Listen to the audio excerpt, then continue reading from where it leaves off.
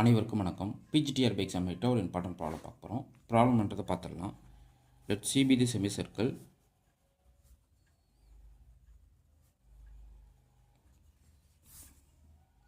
z equal to 2 e power I theta, where theta lies between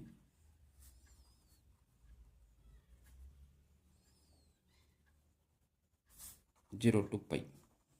Then integral over c z plus 2 divided by z into dz is option A 4 pi I, option B minus 4 plus 2 pi I, option C 4 plus 2 pi I, option D minus 4 pi I. So என்ன சொல்லியிருக்காங்க, C வந்து semi circle, அதில் இருக்கிற points எப்படி define பண்ணுறாங்க, z equal to e power i தீட்டான்னு கொடுத்துட்டாங்க. Where theta lies between 0 to pi. அதாவது ஒரு செமி சர்க்கிள், ஒரு சர்க்கிள் போர்ஷனில் செமி சர்க்கிள் கன்சிடர் பண்ணுறாங்க 0லேருந்து பை. ஸோ ஆரிஜின்லேருந்து இங்கே இருக்கிற பாயிண்ட்ஸ் எப்படி லொக்கேட் பண்ணுறாங்க போலார் ஃபார்மில் 2 e பவர் ஐ தீட்டான்னு எடுத்துக்கிட்டாங்க. நீங்கள் எந்த பாயிண்ட் எடுத்துக்கிட்டாலும் ஸோ 2 e பவர் ஐ தீட்டாவாக தான் அது இருக்கும். தீட்டா வேரியாக அந்த லொக்கேஷன்ஸ் பாயிண்ட்டு மாறிடும். ஓகே, ஸோ ஜஸ்ட் அவங்க செமி சர்க்கிள் மட்டும்தான் கொடுத்துருக்காங்க. அதுலேருந்து என்ன பண்ணிட்டாங்கன்னா இந்த இன்டகிரேஷன் வேல்யூ என்னன்றதை அவங்க கேட்குறாங்க. ஸோ நீங்கள் டைரெக்டாக என்ன பண்ணக்கூடாது, இசட் ஈக்குவல் டு 0 வந்து is a simple pole lies inside of the semi circle அப்படிலாம் போகக்கூடாது.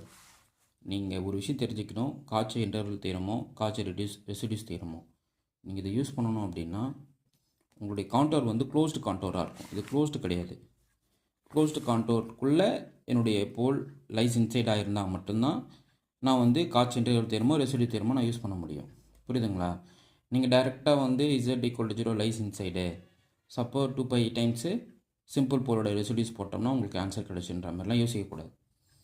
ஓகே, அப்படி யோசிச்சிங்கன்னா நீங்கள் கண்டிப்பாக 4 piக்கு போயிடுவீங்க. அப்போ இதுக்கு ஆப்ஷன் என்ன தான் வரும் அப்படின்றத இப்போ நம்ம பார்க்கலாம். Solution. So Z equal to 2 e power I theta கொடுத்துட்டாங்க. அப்போ dz வந்து 2i e power I theta into d thetaன்னு கிடைக்கும். டிஃப்ரென்ஷியேட் வித் ரெஸ்பெக்ட் தீட்டா, வேறு எதுவும் கிடையாது. அப்போ interval over C z plus 2 divided by z into dz பார்க்குறீங்க. சியோட ரேஞ்ச் வந்து 0 to pi, அதாவது தீட்டா லைஸ் பிட்வீன் 0 to piன்றதால.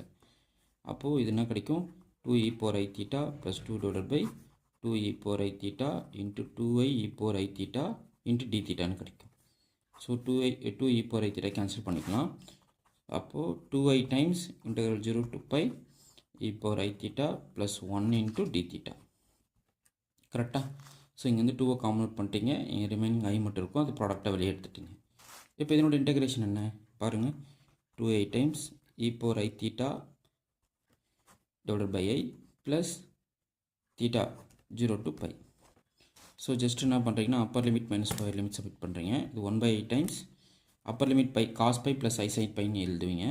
அப்போ காஸ் பையோட வேல்யூ -1, அப்போ -1 சைன் பை 0 ஆகிடும். அடுத்து மைனஸ் லோயர் லிமிட் போட்டிங்க, காஸ் 0 1 ஆகிடும், சைன் 0 0, அப்போ 1ன்னு வந்து நிற்கும். கரெக்டுங்களா? அப்புறம் ப்ளஸ் இது வந்து Appar limit by lower limit 0, அப்போ பைன்னு வந்து நிற்கும். ஸோ இப்போ இந்த 2i உள்ளே கொடுத்திங்கன்னா நமக்கு என்ன கிடைக்கும், இப்போ இங்கே முடிச்சிடுறேன்.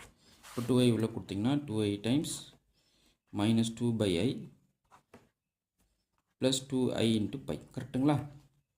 ஸோ இதுலேருந்து ஐஐ கேன்சல் பண்ணிக்கலாம். அப்போ -4 ப்ளஸ் 2πiன்னு வரும். ஓகே, ஸோ இதுக்கு ஆன்சர் நமக்கு என்ன கிடச்சிருக்கு, -4 ப்ளஸ் 2πi. அப்போ பார்த்தீங்கன்னா ஆப்ஷன் பி தான் கரெக்ட். ஓகே, ஸோ இது போல் நம்மளுக்கு தெரிஞ்ச ப்ராப்ளம் தான். இது போல் நம்ம டேரெக்டாகவே கொஷின் பார்த்தோன்னே நமக்கு வந்து காட்சி ரெசிடியூ தேரமோ காட்சி இன்டர்வல் தேரமோ தான் மைண்டில் வரும். ஸோ கொஷினை புரிஞ்சுக்கிங்க, அவங்க என்ன கேட்குறாங்க, எந்த தியரத்துக்கு எப்போ அப்ளை பண்ணணும் அப்படின்றது உங்களுக்கு தெரியணும்.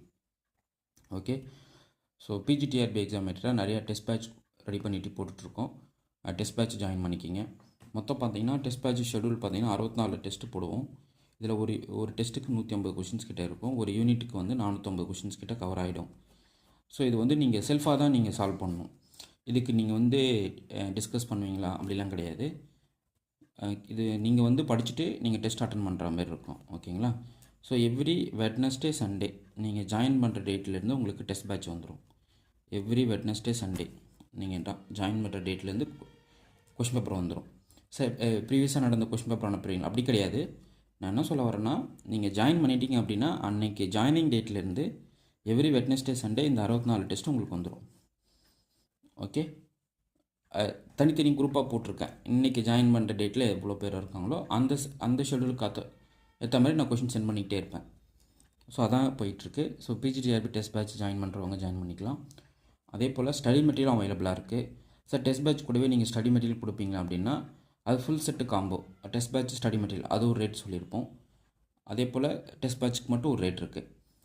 நீங்கள் டெஸ்ட் பேட்ச் மட்டும் வேணால் ஜாயின் பண்ணிக்கலாம், ஸ்டடி மெட்டீரியல் வாங்கி படிக்கலாம். இல்லை சார் சிலபஸ் மாறுன்றாங்களே, எப்படி மேத்தமெட்டிக்ஸில் சிலபஸ் மாறணும்னா நம்ம படித்த கான்செப்ட் தான் மாறும்.